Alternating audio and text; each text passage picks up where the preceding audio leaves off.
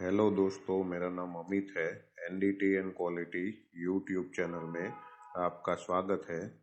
तो दोस्तों, non destructive testing के फील्ड में अल्ट्रासोनिक टेस्टिंग जो है वो बहुत ही इम्पोर्टेंट मेथड है। इसके रिलेटेड मैंने बहुत सारे वीडियो अपनी चैनल पे अपलोड किए हुए हैं। तो आज के इस वीडियो में अल्ट्रासोनिक टेस्टिंग के पीछे का जो फिजिक्स है, मतलब कि उसके पीछे फिजिकल प्रिंसिपल जो है वो हम देखने वाले हैं। तो अल्ट्रासोनिक टेस्टिंग का जो मेन प्रिंसिपल है वो पाइजो इलेक्ट्रिक वाइब्रेशन है। तो पाइजो इलेक्ट्रिक वाइब्रेशन है, उसमें वाइब्रेशन मेनली कैसे जनरेट होते हैं और उसमें अलग अलग टर्म्स है, जैसे कि वेवलेंथ है और फ्रीक्वेंसी। इसके बारे में भी हम डिटेल में आज डिस्कशन करेंगे। तो यूटी के पीछे का जो फिजिक्स है वो समझना बहुत ज़रूरी है। जब भी आप अल्ट्रासोनिक टेस्टिंग करते हैं तो उसके पीछे का जो फिजिकल प्रिंसिपल है वो आप ज़रूर समझिए। तो वो पहले आप समझ गए तो अल्ट्रासोनिक टेस्टिंग जब भी आप करते हैं तो वो टाइम पे आपको जो भी इंडिकेशन मिलता है उसका इंटरप्रिटेशन करने में आपको बहुत आसानी रहती है। तो आज के इस वीडियो में हम ये पूरा फिजिकल प्रिंसिपल जो है वो समझने वाले हैं। तो अभी तक आपने हमारा चैनल सब्सक्राइब नहीं किया है तो चैनल को ज़रूर सब्सक्राइब कर लीजिए और ये वीडियो भी अपने दोस्तों और कलीग लोगों को शेयर करिए। तो सबसे पहले यहाँ पे हम देख लेते हैं कि साउंड जो है, अल्ट्रासोनिक टेस्टिंग का जो प्रिंसिपल है उसमें साउंड जो वर्ड हम यूज़ करते हैं, ठीक है, वो वाइब्रेशन और साउंड दोनों के बीच का डिफरेंस क्या है। तो sound is generated when something vibrates, ठीक है। तो जनरली हम अल्ट्रासोनिक टेस्टिंग की बात ना करें तो जनरली भी कोई भी साउंड हमको जो सुनाई देता है वो कब सुनाई देगा, जब कोई भी चीज़ वाइब्रेट होगी, ठीक है। तो वाइब्रेशन होगा तभी हमको कोई साउंड जो है वो सुनाई देता है। You can twang a ruler on a table or flick a stretch elastic band to verify this, ठीक है। तो आपके पास अगर स्टील का कोई रूलर है, ठीक है, उसको टेबल पे रख के आप हिलाओगे तो भी आपको साउंड सुनाई देगा, आवाज़ सुनाई देगा। उसके अलावा इलास्टिक बैंड है या रबर बैंड है, ठीक है, उसको स्ट्रेच करके आप फ्लिक करोगे तो उसका भी आपको साउंड सुनाई देगा। The straight surface of the rubber band of a ruler vibrates and set up a series of vibration, ठीक है। तो रबर बैंड को आप स्ट्रेच करते हो और रूलर को भी वाइब्रेट करते हो तो उसमें वाइब्रेशन का एक पूरा सीरीज रहता है, ठीक है। तो एक से ज़्यादा वाइब्रेशन प्रोड्यूस होते हैं और sound waves in the air. तो हवा में भी आपका साउंड जो है वो आगे बढ़ता है, ठीक है। जो साउंड वेव जो होते हैं हमारे, ठीक है, वो हवा में भी पास हो सकते हैं। अभी मैं अल्ट्रासोनिक साउंड की बात नहीं कर रहा हूँ, अभी मैं खाली साउंड की बात कर रहा हूँ, ठीक है। As the surface of the band और ruler pushes into the air molecules are forced together and region of high pressure forms. This process is called compression, ठीक है। तो आपका जो साउंड जो है वो हवा में कैसे पास होता है, कंप्रेशन प्रोसेस से, ठीक है। तो उसमें जो एयर मोलेक्यूल्स होते हैं, हवा में जो मोलेक्यूल होते हैं वो टूगेदर फोर्स होते हैं, ठीक है। तो इसमें इस तरह का एक पैटर्न बनता है, ठीक है, जिसको कंप्रेशन पैटर्न बोलते हैं, ठीक है। तो कंप्रेशन पैटर्न जिसका रीजन जो होता है वो हाई प्रेशर फॉर्म में रीजन बनता है और वहाँ पे आपको साउंड जो है वो हवा में से पास होता है। अभी जो हम बात कर रहे हैं वो नॉर्मल साउंड की बात कर रहे हैं, जैसे मैं बोल रहा हूँ आप सुन रहे हैं, वैसा ही ये साउंड है। अभी हम अल्ट्रासोनिक टेस्टिंग का जो साउंड है उसकी बात नहीं कर रहे हैं, ठीक है। तो नॉर्मल साउंड है वो ऐसे बिहेव करता है। As the surface moves back, the air molecules are move apart forming a low pressure area, जिसको रेयरफेक्शन बोलते हैं, ठीक है। तो ये हमारा कंप्रेशन हुआ। वैसे ही ये दोनों अगर दूर यहाँ से जाते हैं तो रेयरफेक्शन मतलब कि लो प्रेशर एरिया बनता है उधर, ठीक है। तो यहाँ पे आप देख सकते हैं कि रेयरफेक्शन और और हाई प्रेशर फॉर्म, ये दोनों मिलाकर हमारा जो साउंड है वो मूव करता है। As the surface vibrates, alternate compression and rarefactions are set up in the air and travel out from the surface to form a sound wave. ठीक है, तो ऐसे हवा में से साउंड वेव जो है वो पास होते हैं। कैसे? कंप्रेशन और रेयर फ्रैक्शन, ये दोनों इफेक्ट इसमें रहता है। The air molecules don't move with the wave, they vibrate to and from in the time with the vibrating surface। ठीक है, तो एयर का मॉलिक्यूल जो है वो खुद वाइब्रेट नहीं होता है, पर वो वाइब्रेशन जो है उसको पास करता है time to time, in time. ठीक है, तो ऐसे करके आपका वाइब्रेशन जो है वो साउंड जो है वो आपको सुनाई देता है। तो ये हमारा हवा में साउंड जो है वो हमारा हमने देखा। If we plot a displacement of the particle against time, it will produce a sine wave as shown below। तो जैसे कि यहाँ पे मैंने दूसरा एग्जांपल दिया हुआ है, आप देख सकते हैं यहाँ पे ये नीचे ये हैमर बॉल है, जिसको हम यहाँ से हैमर से पुश करते हैं।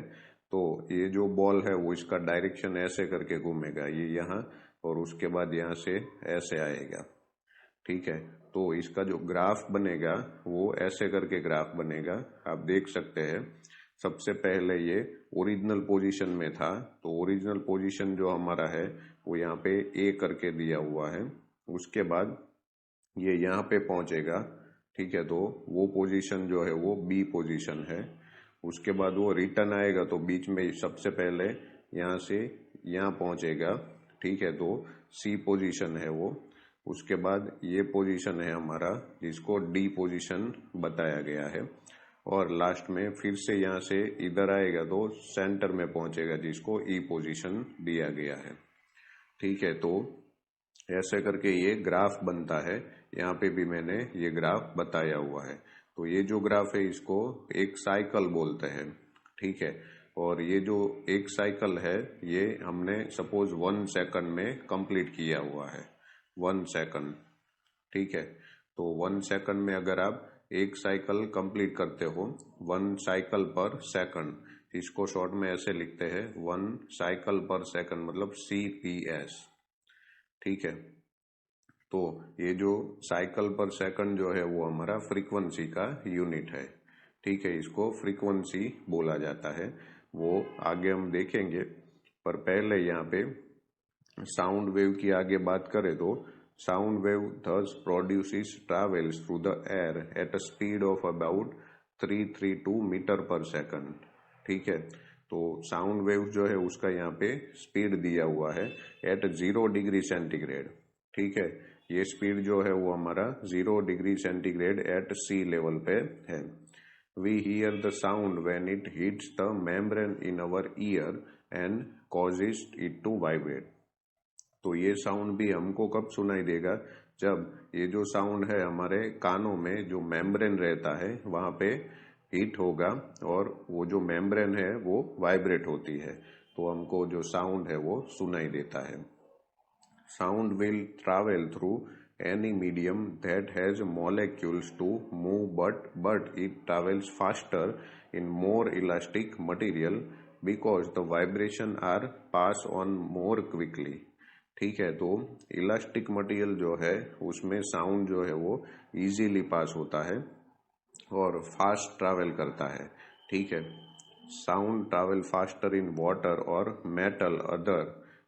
metal than it does in air because liquid and solid are more elastic than air। तो हमारा जो साउंड है वो वाटर और मेटल इसमें आराम से पास होगा। ठीक है, क्योंकि वो ज्यादा इलास्टिक मटेरियल होता है। हवा में जो मॉलिक्यूल होते हैं वो ज्यादा इलास्टिक नहीं रहते हैं, तो वाटर और मेटल में ज्यादा इलास्टिसिटी रहेगी, तो वहां से हमारा साउंड जो है वो आराम से पास होगा। The speed of sound in material increases with its stiffness, मतलब कि elasticity, and decreases with its density. ठीक है, तो स्पीड की बात करें तो साउंड का स्पीड जो है वो आपका मटेरियल का इलास्टिसिटी मतलब कि स्टिफनेस बढ़ेगा, तो जैसे इलास्टिसिटी आपका बढ़ेगा तो आपका वेलोसिटी जो है मतलब स्पीड जो है वो बढ़ेगा। वैसे ही मटेरियल का इलास्टिसिटी जो है वो डाउन होगा तो वेलोसिटी जो है वो डाउन होगा। ठीक है। उसके अलावा यहाँ पे लिखा है डेंसिटी के ऊपर भी डिपेंड करता है। आपके मटेरियल में जो वेलोसिटी है, स्पीड है वेव का, वो मटेरियल के डेंसिटी के ऊपर भी डिपेंड करेगा।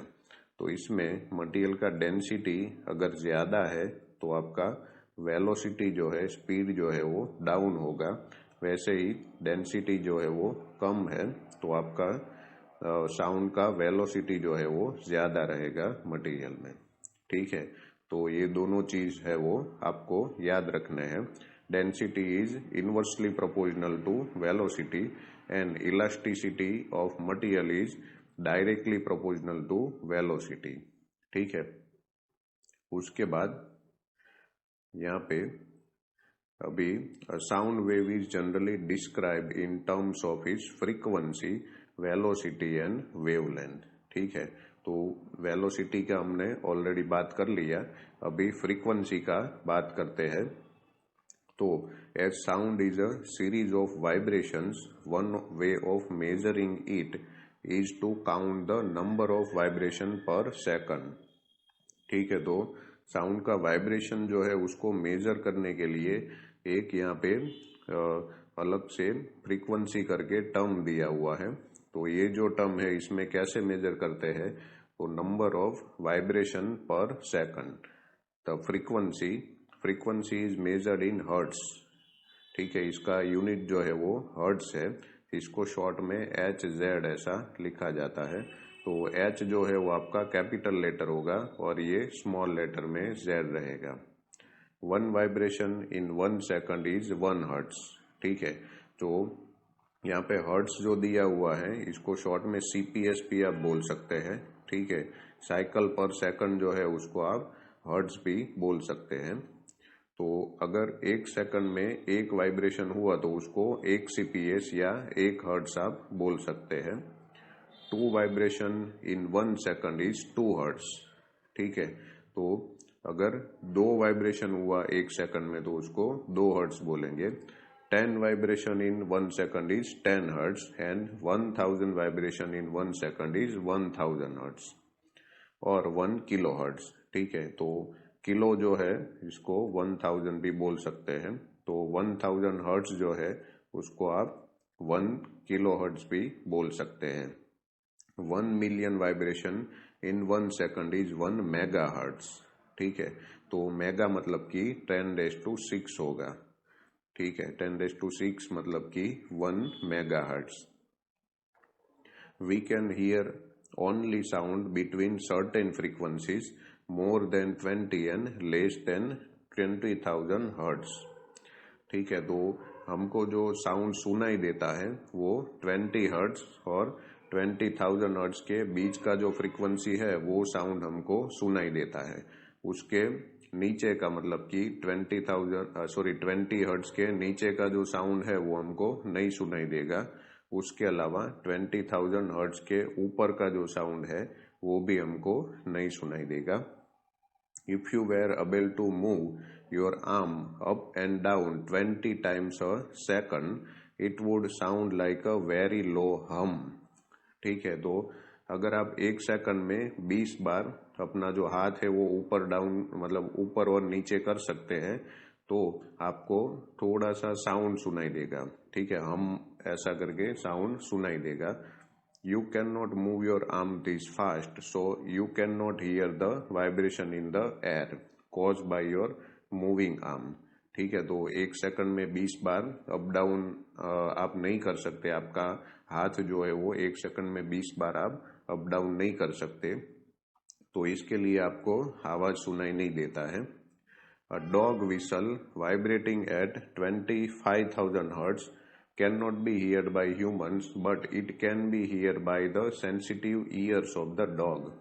ठीक है। तो डॉग विसल जो है, आपने विसल देखा होगा, जो पालतू डॉग जो रखते हैं वो आदमी लोगों के पास रहता है, तो वो विसल आप बजाओगे तो उसमें से आपको कोई आवाज सुनाई नहीं देगा, क्योंकि उसमें जो फ्रीक्वेंसी रहता है वो 25,000 हर्ट्ज का फ्रीक्वेंसी रहता है, और हमारा जो ह्यूमन हियरिंग कैपेसिटी है वो 20,000 हर्ट्ज तक ही है।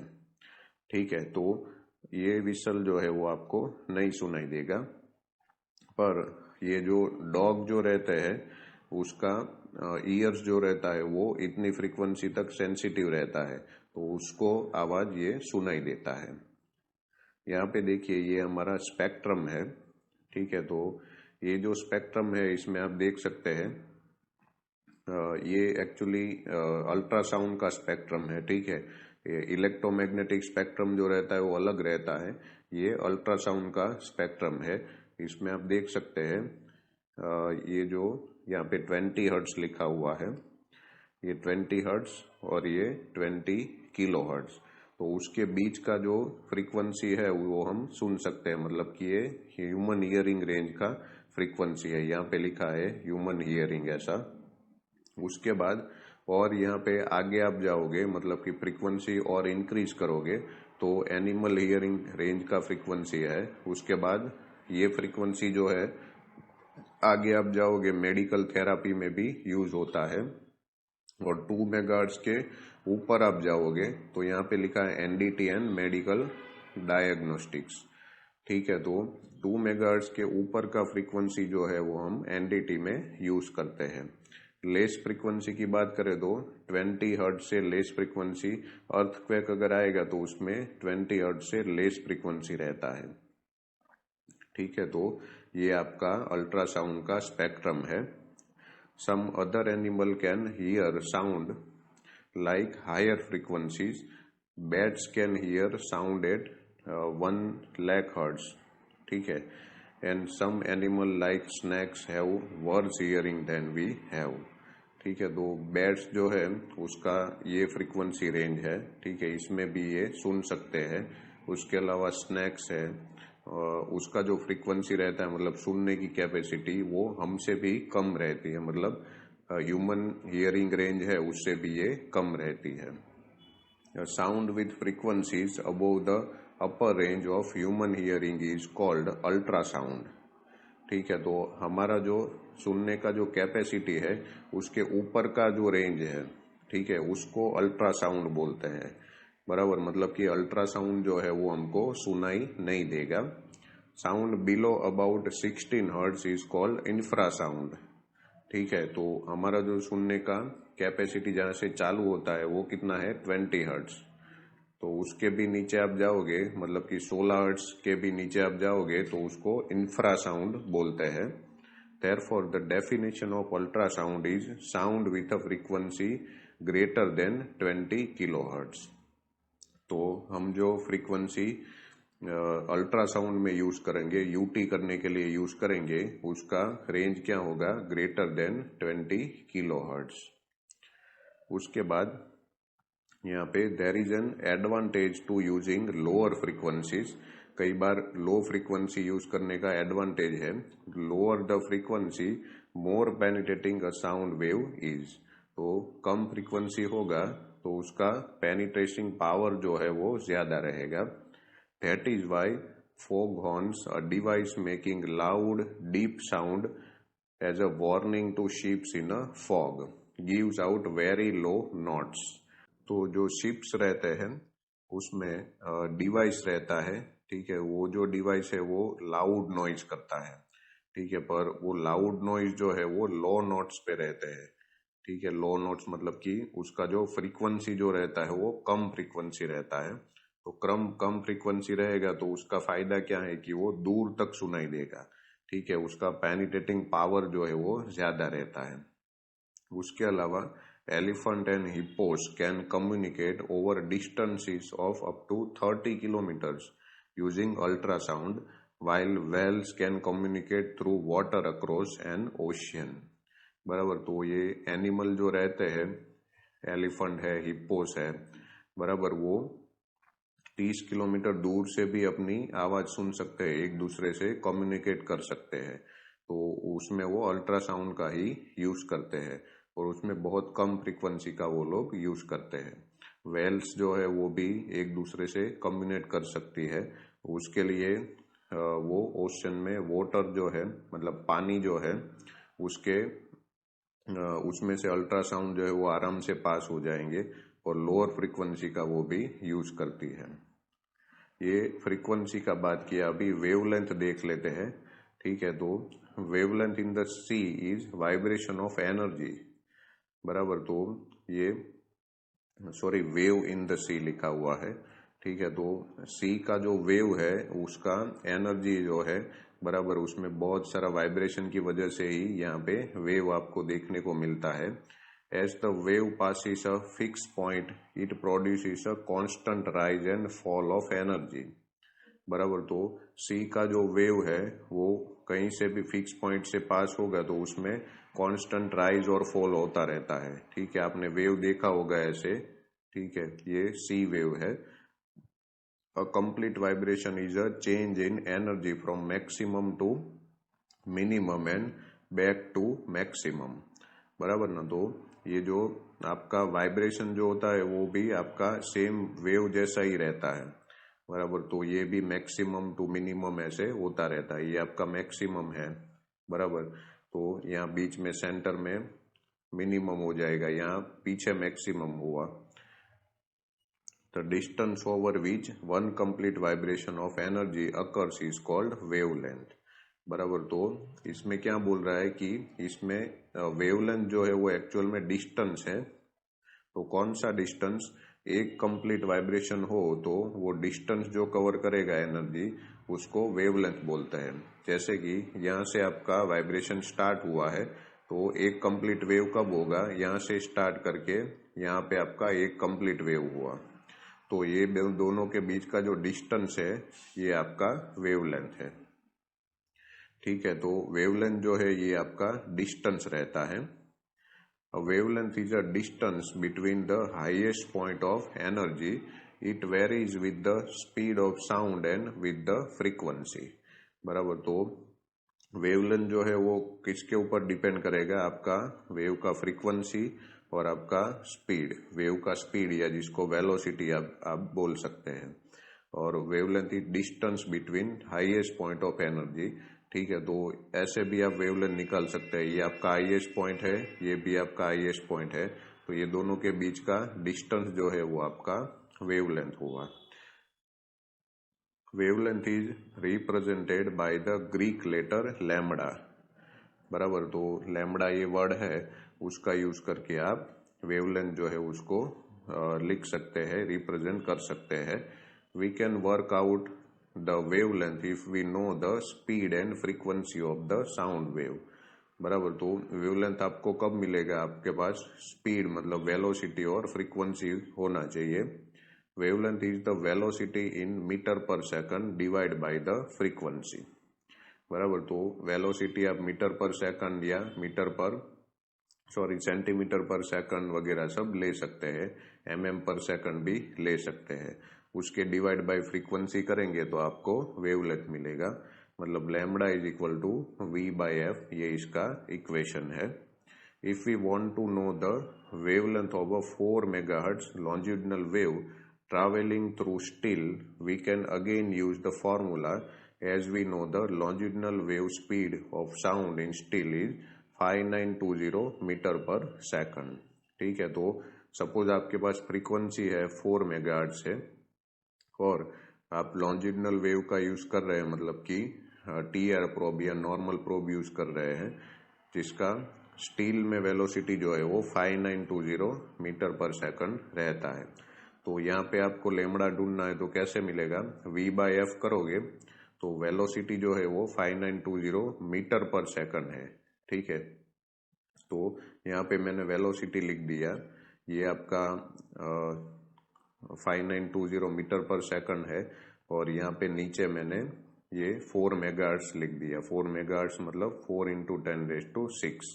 तो मीटर पर सेकंड जो है उसको मैंने mm में कन्वर्ट किया है, इसलिए यहाँ पे 3 जीरो जो है वो मैंने यहाँ पे एक्स्ट्रा लगाए हैं।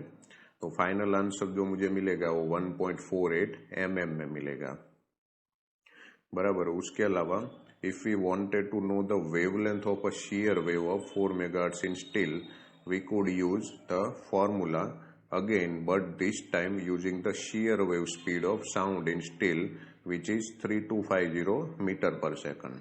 ठीक है, तो यहाँ पे सपोज आप shear वेव का यूज करने वाला है, मतलब कि एंगल प्रोब यूज करते हैं, बराबर। तो एंगल प्रोब में स्टील में वेलोसिटी जो है वो 3250 मीटर पर सेकंड रहती है। तो यहाँ पे जो आपने वेलोसिटी लिया था लॉन्जिटुडिनल वेव का, वो आपको चेंज करना पड़ेगा। ये फ्रीक्वेंसी जो है वो आपका सेम रहेगा, बराबर। तो ऐसे करके आप यहाँ पे ये लैम्बडा जो है, मतलब कि वेवलेंथ जो है वो निकाल सकते हैं। अभी वेवलेंथ जो है उसका यूज क्या है, बराबर। तो so the wavelength of ultrasonic wave is important because the shorter the wavelength, smaller the flows that can be detected। तो इसमें फायदा ये रहता है कि लैम्बडा जितना आपका कम है उतना आपके लिए फायदा है। तो लैम्बडा कम है तो आपको छोटे से छोटे इंडिकेशन है, मतलब स्मॉलर द फ्लोज, जितना छोटा इंडिकेशन है वो आपको मिल सकता है। Defects of a diameter of less than half a wavelength may not be show the cathode ray tube, बराबर। तो अगर आप लैम्बडा बाई 2 करें तो आपको जो वैल्यू मिलेगा उससे कम इंडिकेशन है, मतलब उससे कम साइज वाला डायमीटर वाला इंडिकेशन है तो आपको नहीं मिलेगा। ठीक है, फिर से मैं बता देता हूँ, आपको जो लैम्बडा का वैल्यू मिलता है उसका डिवाइड बाई 2 करना है, और जो आपको वैल्यू मिलेगा उससे कम कोई इंडिकेशन है जिसका लेंथ कम है लैम्बडा बाई 2 से, वो इंडिकेशन आपको नहीं मिलेगा। ठीक है, जैसे कि यहाँ पे देखिए, ये हमको 4 मेगाहर्ट्ज का प्रोब है, तो उसके लिए मुझे क्या लैम्बडा मिला है 1.48। तो 1.48 डिवाइड बाई 2, मतलब लैम्बडा बाई 2 में करता हूँ तो क्या मिलेगा मुझे, ऑलमोस्ट इसमें आंसर आएगा 0.74 mm। ठीक है, तो ये जो प्रोब है 4 मेगाहर्ट्ज का, इसमें मुझे 0.74 mm के ऊपर वाला कोई भी इंडिकेशन है वो मुझे मिल जाएगा, पर 0.74 mm के नीचे, मतलब कि जिसका डायामीटर 0.74 mm से कम है, वो इंडिकेशन मुझे नहीं मिलेगा। ठीक है, तो ये आपको याद रखना है। On the other hand, the shorter the wavelength, less the ultrasound will penetrate the test material, बराबर। तो ये एक इसका डिसएडवांटेज है। अगर आपका वेवलेंथ कम है, बराबर, मतलब लैम्बडा कम है, तो फ्रीक्वेंसी आपका ज्यादा रहेगा, बराबर।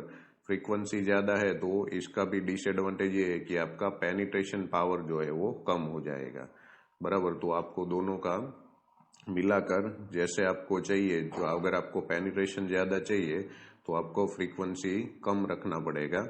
अगर आपको छोटे से छोटा इंडिकेशन भी ढूंढना है तो उसके लिए आपको लैम्बडा जो है वो कम रखना पड़ेगा, बराबर। Beam shape is also affected by wavelength, बराबर। तो बीम शेप का हम कोई एक और वीडियो में डिस्कशन करेंगे, पर अभी के लिए ये बीम शेप जो रहता है वो भी आपका वेवलेंथ पे इफेक्ट करता है, बराबर। तो ये मैंने आपको यहाँ यूटी का जो फिजिकल प्रिंसिपल है और उसमें फ्रीक्वेंसी वगैरह सब कैसे इफेक्ट करता है वो मैंने यहाँ पे वीडियो में दिखाया हुआ है।